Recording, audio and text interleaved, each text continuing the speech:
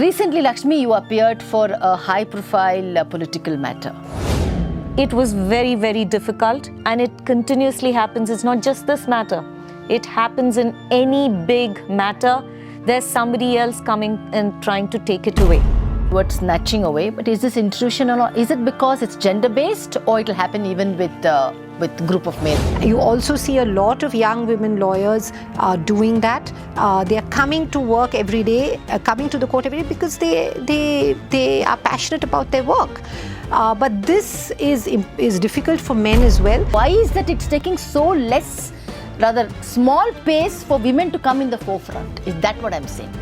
See, risk-taking capacity. Now, she doesn't want to take the risks. Because she's like, oh, to hell with him. Yeah. She'll just say, that's his view. You know, I really liked it because you just don't let anything bother you.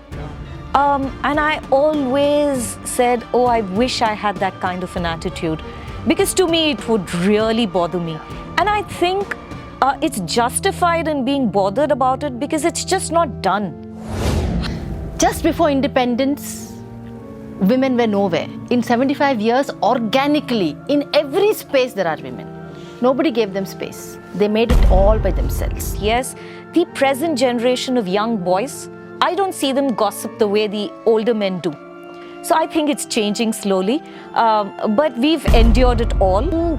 Girls who were, in fact, that one of the girl who was asking the question where she felt that her family was asking her to marry and have children, and she was wondering how she's going to pursue her profession with that.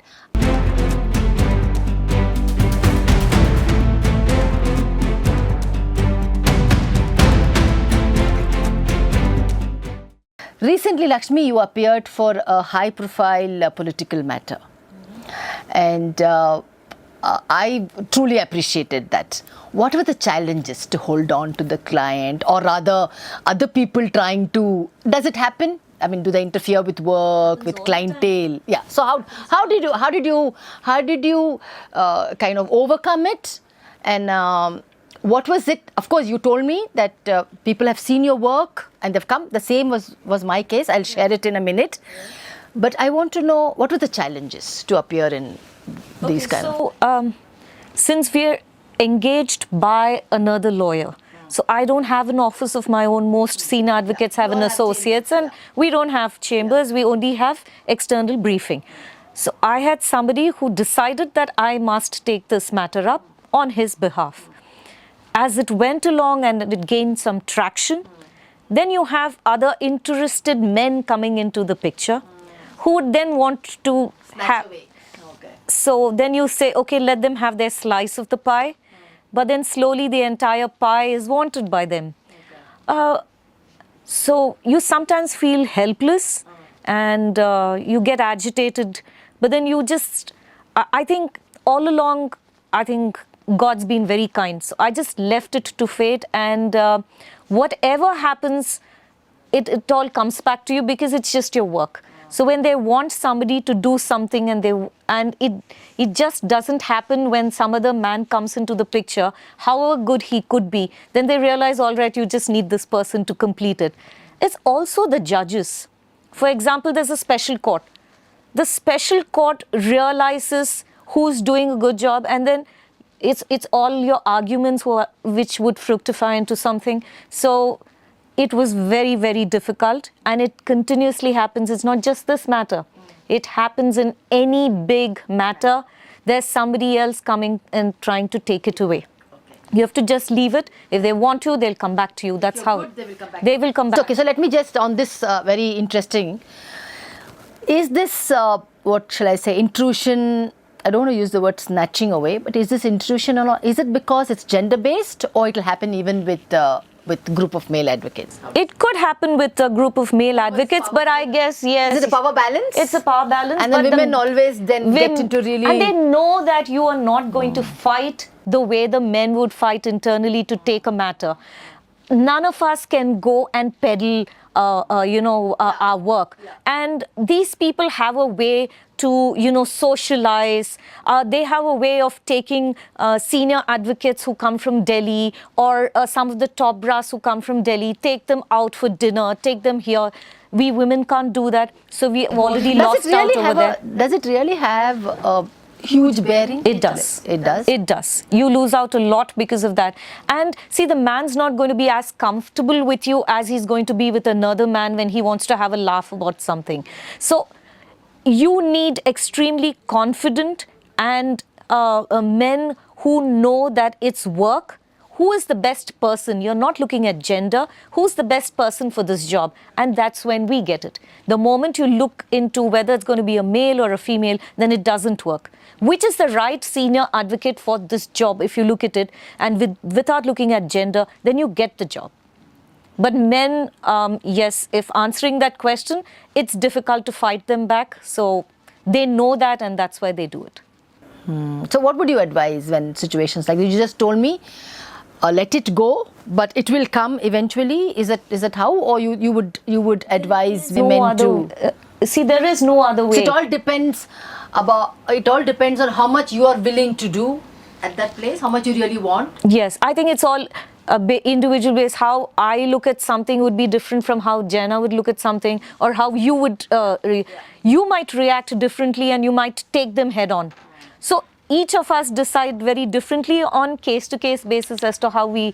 So you think the women, are we more interested in financial independence, or are we more interested in identity? What do you think women would come for? I think it's identity. No, I think it's both. I mean, I think it's both. You want your identity known in the profession as being of a certain level, being an excellent counsel. You want that identity, you want that recognition, because you've put in, so many years into it. I think you also want financial independence, not just financial independence, but financial success. Why not? So I think, and there could be many other things that people may want. Okay, so my take is like this. Of course, I also had the same thing. My senior would not take any client who just comes to the office just like that, because he would say not to be trusted. Maybe he's had his own experiences, and it always come through reference. So maybe he was already 30 years ahead of me, so he had a huge practice by himself. So people who'd see me in court, they would come to take up. The question is whether I should really take or not. Then one day I thought, if I don't take, then I'm not going to get any work. Absolutely. Because nobody knows who's going to speak about me. So like that, when I look back and when she was saying, I think 3, 4, 5 clients of mine are people who have seen. Now I don't have them as clientele, but these are the people who have seen. And then there are many of them, seniors clients, who would seen me perform along with him or work with him, and then they say, we would like to take. And that is how my work has built. And I was very sure from the beginning that it has to be financial independence and my identity. There was no doubt with me that if I'm going to sacrifice my home, my children's time and myself, I have to have something. Tomorrow, God forbid, something happens in my marriage, I should be able to have a financial, nice backing for myself and live. This I was very clear right now. Anuradha, but 3 of us. The reason we are a success, the financial identity and the success, financial success, as you say, that sets us apart, yes. And that's also a reason why men don't like it, and the grudges that all of us will have, that comes with it. But it's actually the other way. Do you know that I deliberately kept my fee very high, deliberately did not entertain regular briefings. Reason being, I wanted to ensure that I'm this is a niche that I'm dealing with. And you know how it came up? It's thanks to all of those people who have tortured me. Otherwise, I was one of those very content people. Happy coming to court, happy with what I had, happy with my life, happy with family.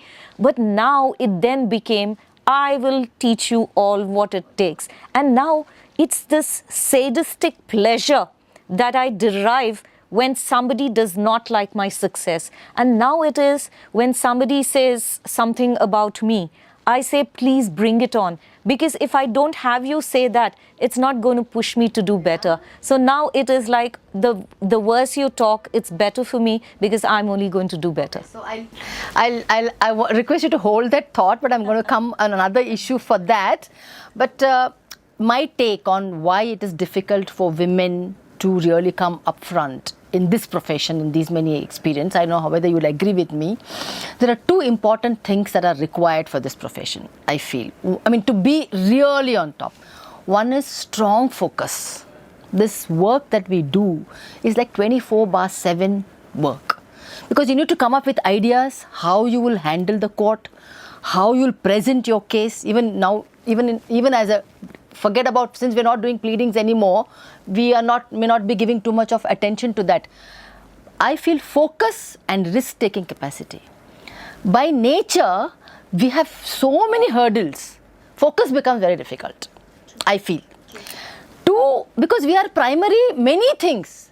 If a man is primary a breadwinner. That's how he has groomed to come. So the woman helps him to be focused in that work. There are many homes today who are all there. They'll have a home that helps the man to focus on the work alone. Because the men have the wives. We need exactly the wives. We are the wives now. So we have to see, what I'm saying is, we may want to be in a la-la land. But need to realize that this is where we are. See, we are the three privileged women maybe. I am now looking at the common woman who takes a bus, maybe from JP Nagar or from some Konan Kunti or something, comes to court for practice.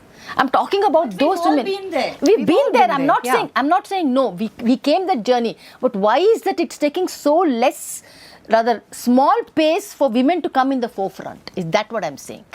See, risk-taking capacity. Now, she doesn't want to take the risk of, let's say, lobbying with people, sit down. No, but I think that is across the board. It's not just for women. No, but I think I think even in the legal profession, that's across the board. It's not just for women. It's for men too, because the focus and risk-taking capacity is there. But I think there's a lot more than that. One is you see a lot of, we've all done that when we started off. Yes, we had the backing and support, but we still had to do the work ourselves, right? You also see a lot of young women lawyers doing that. They are coming to work every day, coming to the court every day because they are passionate about their work. But this is difficult for men as well. But I think there's a lot more that also propels people up. And that's not just the grit, hard work and focus and risk. It is also what kind of matters, who refers them matters, who brings them matters, what kind of visibility they get. For example, who gets appointed amicus. You get appointed amicus in a few matters, you immediately get the visibility. You get appointed as a government advocate, you immediately get propelled into visibility. Now, how do these appointments happen? So a lot of, there are many other things at play, and that is the structural kind of system of the legal profession. How do we make it, can we make it more fair and transparent, that it is so that people who really put in the hard work and merit get the fruits of it. Of course, you will have to work hard and you will have to slog it out for many years, but can you then get the fruits of it? Can the profession be, in that sense, transformed in a way that reflects that, Yeah, I think it's very difficult to say what should be one reason. From my point of view, I felt these are difficult things for women because of these things. Because you see, anything that we have done so far, we have excelled. Even United Nations report says that whatever job women takes, they really excel in it. But certain professions, especially the legal profession, to be at work 24/7 becomes difficult for a normal for a normal young, unless you have a huge support. Someone your family should support. Of course, we've all had huge support from our homes. Others, there's no way we could be, even get a designation for that matter. So talking of designation, I did speak about how the designation happens. Now we do have a process where a committee recognizes the work. We submit the work that we have done in all our life, in all our career. And then based on that, the designation happens. Now, when women do break the glass ceiling and do go in the front, one of the biggest thing which is there, I think, at all times, there's a movie called Upasana. I don't know if you girls have seen it. Upasana is a Kannada movie by Putana Kanagal, where this protagonist, the heroine, loves to sing. So she learns singing from a guru. The guru would not want to teach anyone because he must have been very tired of this so-called world, miserable world, and he didn't want to teach. But then when he hears this little girl singing, he gets a little inspired to take her as a disciple. So she becomes his disciple, and years, like how we also go to senior's office, learn everything. And then she gets married because the father says that, no, you have to get married. That's how our tradition is. But she says, no, I've given up my life to my singing. I want to pursue something in that. So don't, break me by getting married and bringing me into this world of marriage and children and all that. But then he says, no, that's not an option for our family. So you have to get married. So the marriage happens. Then the teacher keeps saying, you don't do a public performance. But she does public performance, and then people start talking and they start, character assassinating her. So this, the society has not changed from the 70s till today. So how did you all navigate these things? Jana and I react very differently, and I've always envied the way she reacts. Because she's like, oh, to hell with him. Yeah. She'll just say, that's his view. I really liked it because you just don't let anything bother you. No. And I always said, oh, I wish I had that kind of an attitude. Because to me, it would really bother me. Yeah. And I think it's justified in being bothered about it because it's just not done. Yeah. How can you just go and, cast aspersions on somebody? But I think over the period of time, we've all realized that our courts are like that. And I don't think it's ever going to improve. But yes, the present generation of young boys, I don't see them gossip the way the older men do. Okay. So I think it's changing slowly. But we've endured it all. We're able to laugh about it now. And she always laughed it off. I guess... That's sweet of both of you. But I may have laughed it off, but it... I'm sure you would have gone through your own of course, bathroom irritations. Yeah, and I think those things can sting. Yes. But I think it's not just in the legal profession, it's everywhere, right? It's everywhere. Women do face comments, women do face harsher public scrutiny, harsher public scrutiny than others, and that happens in any profession. So, what you wear matters more than your arguments, all of that, right? Your personal life is scrutinized more than your work, but then you have to just... if the work is really exciting, more tougher and tougher. We just have to focus on the work and let it be. So just to tell you, so what happens in that movie in the end is she just gives up this world and goes away. And the change that I see, actually the change that I see is a change in the woman. The woman really today has stood by, fought and come out victorious in the profession. But I will tell you this, she had Sudhir with her as support. So did Rishi was there. And so it is only thanks to Rishi that I survived and I was able to teach these guys a lesson. Yeah. You know what? He insisted I have a very expensive car. Right? And we as middle class people don't go and buy such cars. And he said, that's the way you're going to teach those men a lesson. So, that really helped because, it really burned a lot of people. But you just see the other men are so proud. That's why I say 70% of them are so proud about what you've achieved and they love the cars that you drive and all of that. But it's that support system that we need. So I am worried about those women who don't have that kind of support. So I think all of us need to be there for them, and that's why I had decided that I will single-handedly support every single woman in the High Court if she ever needed help. And I think we've been all doing that. I think that's the way we support the younger generation, and they're really good. So I think we will not see the kind of difficulties we've had.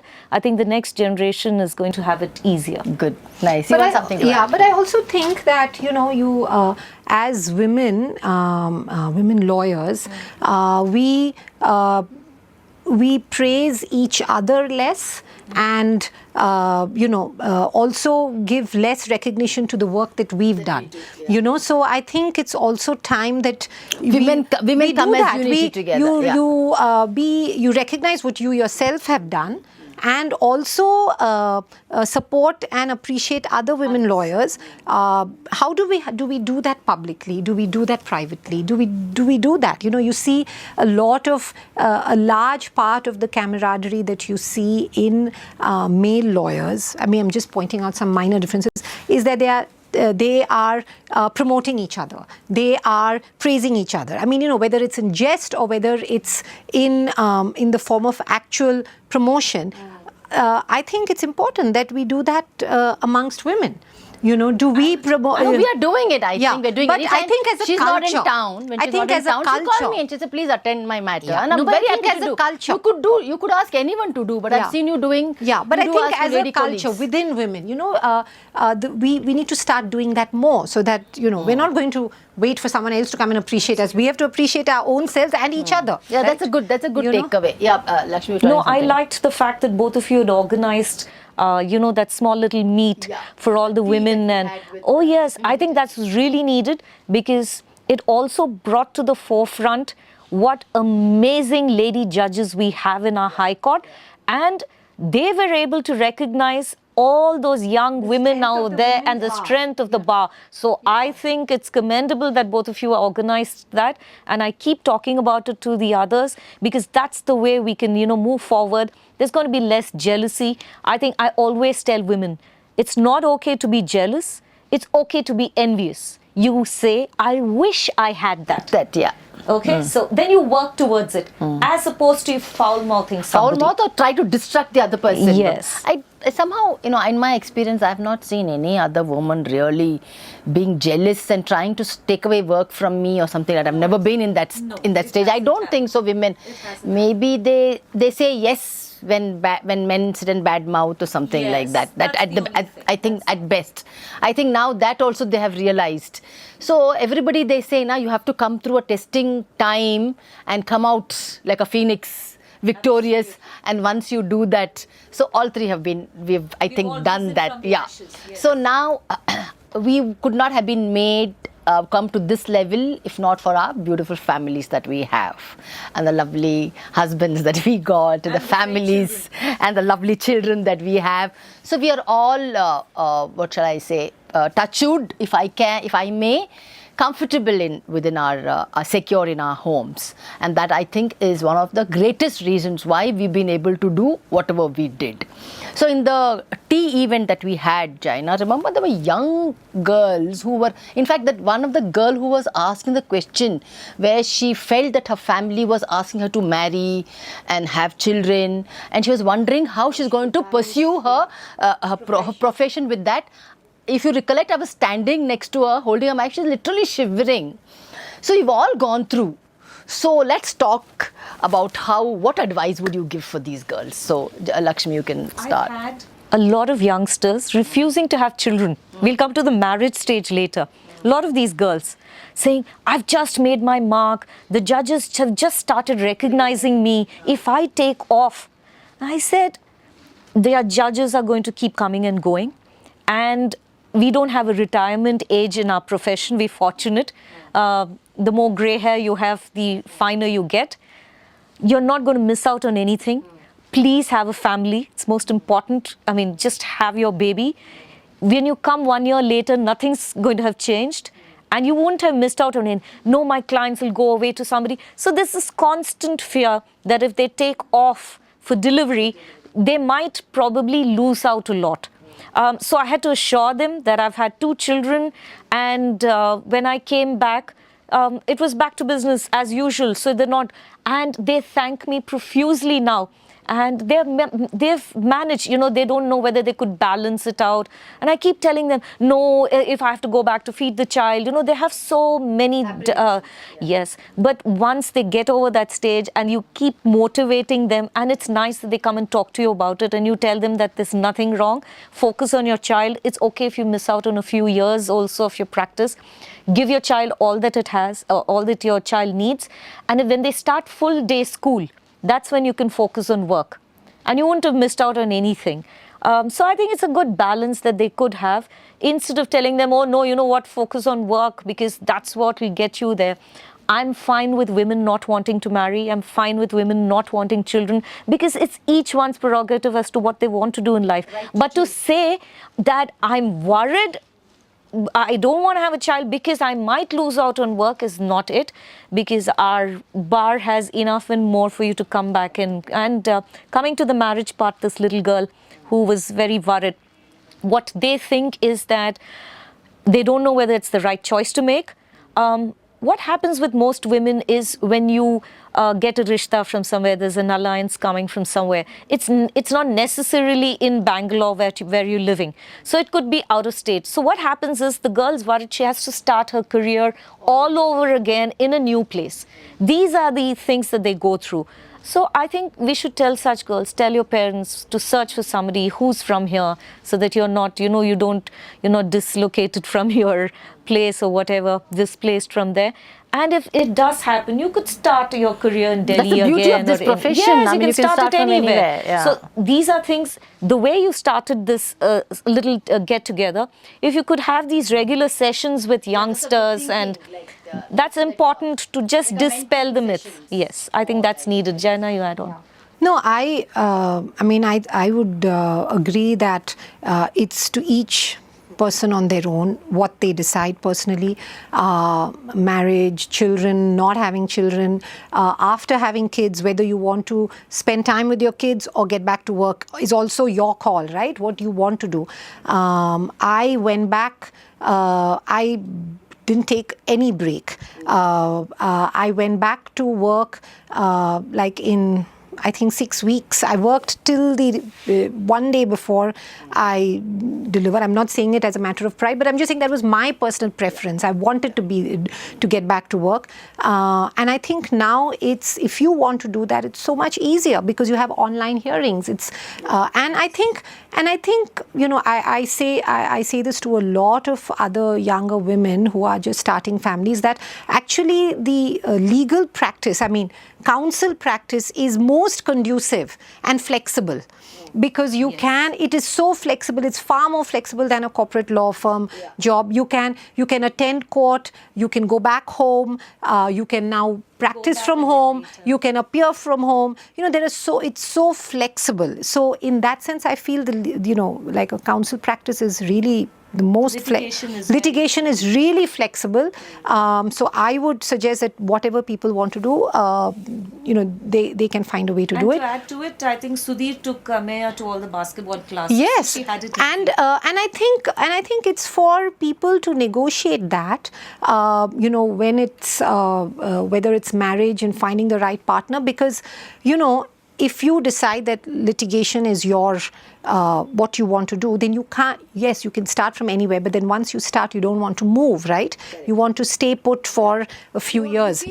The fear of missing out, like FOMO. No, not just FOMO, but you need, if your practice is going well and you want to be there. For me, I was, though my husband moved around for his work, there was never an expectation that I follow him. There was always the clear understanding that I'm not going anywhere.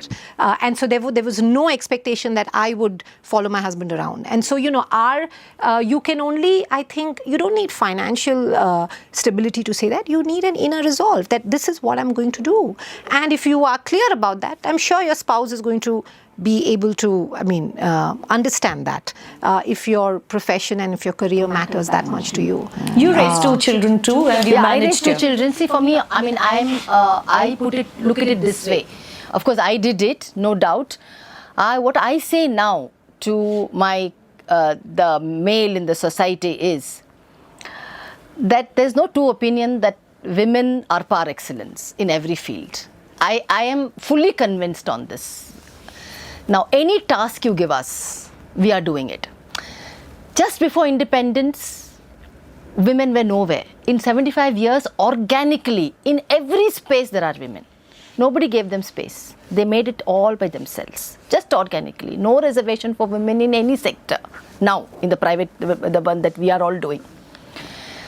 Then we are the people who are going to bring the next generation in this world. And that is not a requirement of a female. I may have a lot of trolls for this, but a male has a more requirement of a progeny than a woman. And if they are not going to give equal space for us, make us feel comfortable in society, give us what we want, then there are going to be many women who say we don't want children, we don't want marriage. So I shift the blame on the other side, that you want, then you keep the quid pro quo with the women. This is how I look at it. I've had my challenges. Now I think we all should go back to our 20s, and I think this is what I think many of the girls, young girls will be looking at.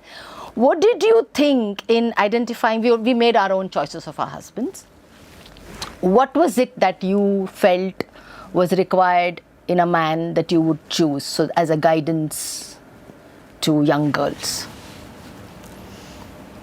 I mean, I don't think we can give guidance, but I think whoever you choose, whenever you choose a partner, I think the fact that, your independence, your identity, if that's, that is extremely important, So a person who will give you that space, if you feel. Yeah, if your identity, your independence, your personal decision making should be with you. And how do you find a partner that enables, that ensures that is not eroded? A large number of times you find in relationships where a woman's identity, a woman's decision making, woman's autonomy is completely eroded, whether it is for the family, children, spouse, parents. How do you ensure you keep that? Whatever that, and then you are able to do, you continue to do whatever you want to do, and your partner only enables you to be better. And you enable your partner as well. But you still are two independent people, and you should continue to be your independence. Kind, understanding, kind and Mm. understanding, and progressive. And that you're going to know when some of them will put on a show initially, but you're going to figure it out in their comments or just about, it just comes out somewhere. But I think if they're all going to have to choose, it's, as she said, identity, all of this. All I would say is it doesn't become an ego clash. You don't say these are the duties I would do, these are the duties you would do, none of that. Everything's a partnership. When you're in it together, it just works out naturally. So initial years, since we don't earn that much, we completely rely on the support of our husbands. But we also, it just automatically happens that when you start doing well in life, they recognize that, and then they say, you know what, you've done it for me all along, I'll do it for you now. So that happens naturally if it is a good person that you're married to. And that's what you need to look at, a nice person. No, I think in urban spaces now, when I meet young men and girls, I see a lot of change in the men, because they are now realizing that what I say, they are now realizing that if they're not going to accommodate, or if they're not going to shelve those old patriarchal thoughts, it's going to be very difficult, because women are just changing, evolving and moving ahead. So there are many men who have already realized it, but still many more to realize, and there's a huge chunk who are quite oblivious of this. We know very well, even in urban spaces, there are people like that, but they'll have to suffer. No, the younger generations changed because they don't have the support system in the house. So they have to raise the child from day one. So all it automatically happens where responsibilities are shared. So there's a better understanding of everything. It's changing slowly. So you want to say something about Rishi or the darling gentleman that he is? So something nice about him. Yes, I am what I am today thanks to him. And not just him, my parents, my brother, I've had only progressive men around me. So we don't know what it is, why the men think differently, because we've not been used to that. Same with my son. Yeah. My son saw an advertisement when he was a little young boy in the newspaper where they were giving out free cycles to these girls. So he wanted to know, why are the girls getting free cycles? So he didn't understand the concept of girls having to, having a bad time in society. It's just not there. So I've come from a very different background, so I've had that privilege to this. Yeah. So nice things about Sudhir. No, I think I already said that. I mean, I think we had a clear understanding that we both would have our own professions, our own careers, and that our careers are extremely important, and we would ensure that we support each other's careers. That was very clear. And really, above all, just be supportive, and I think a shared understanding of the core values, right? What you want to share, a recognition of equality, a recognition of partnership. So I think as long as that is there, you support each other. No, I think one thing my husband very quickly recognized, that this lady wants independence. So just leave her alone. My life is sorted. Happy wife, happy life. He followed it. He just realized that. I don't know whether he is like that or he realized it very quickly. So and I also feel that the women, the girls in our society are groomed to do the right things in home, in marriage and otherwise. I don't know, I can tell you that everything that you will do the right thing, like take care of people, take care of your in-laws. These are all there very much within us. It's just that we need a good reciprocal from there, and we are doing it. We are good. And we aren't groomed, Anuradha. It's just if you're a nice person, it would happen. No, but it is there in us, is what I'm saying. There's an There are added many pressure men who do not socially know about it. for women to be this way. I mean, there's also an added social pressure, right? See, you call it social pressure. I'll say it's a conditioning and upbringing. Yeah, that's it is how a conditioning, yes. We are brought up. So long as we are cared, and then we are given that space, we know what needs to be done right. I feel that's that. So I have done everything right. He's just left that space for me, and now he realized that if I leave that space, I'm going to be the happiest person. So, and then he's the happiest man, and I think that's where something linked. And so was with my children. We realized very quickly in the marriage that I have to bring up the children majoritively by myself. One is, he was not equipped at all. He was not equipped to kind of carry the child and things like that. So to be two choices. I said to myself, now I have brought these kids into this world. Let me make them good human beings. And what I need to do along with it, let me struggle to do that. So I think destiny was good. Both worked well. And his contribution strongly came when they were in their middle school and high school. That's when I really needed, because I was very much in the profession, so much of work going on, couldn't get, and then that's not when you don't need, when your caring is not physical 24/7, where you need like mental friendship and talking. So there he contributed huge. I think very similar. When they were very small, I ensured he got his sleep because he was working through the day. So he recognized that, you need your rest. Yeah. Let me manage the child. So I would be awake all night. Both my children tortured me all night, but I ensured that he wasn't disturbed. But then, as you say, as they grow older, they take on other responsibilities, and we are able to, patience, I think women should be able to recognize, to see how the spouses are, and then have that little patience to recognize and then give it some time to flower, and then I think that it happens. So there with us for our beautiful marriages. I think thank whatever it is. I think you shouldn't get an evil eye for that. Now I would like to talk about today mainly society accuses that since women are so educated, doing well, financially strong, marriages are not surviving and the blame comes. Is that correct, first of all? I think more places I go. What's your experience? What do they say?